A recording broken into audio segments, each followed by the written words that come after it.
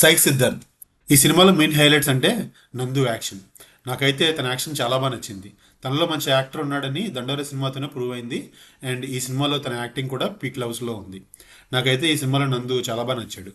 హీరోయిన్గా చేసిన యామిని భాస్కర్ కూడా చాలా బాగా యాక్ట్ చేశారు. తనకు మంచి రోల్ పడింది అండ్ తను ఆ రోల్కి జస్టిఫికేషన్ చేశారు.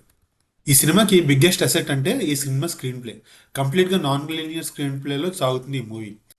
ఈ స్క్రీన్ ప్లే కూడా హీరో క్యారెక్టర్ లాగే చాలా క్రేజీగా ఉంటుంది. మీకు నచ్చితే కనుక చాలా బాగా నచ్చుతుంది, ఒకవేళ నచ్చకపోతే కనుక చాలా గందరగోళంగా ఉంటుంది మీకు ఈ స్క్రీన్ ప్లే.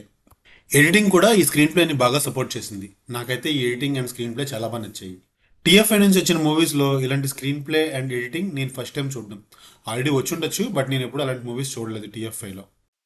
ఈ సినిమాకి ఇంకొక బిగ్గెస్ట్ ప్లస్ పాయింట్ అంటే ఈ సినిమా మ్యూజిక్. నాకైతే ఈ సినిమా బ్యాక్గ్రౌండ్ మ్యూజిక్ చాలా యాప్ట్ అనిపించింది.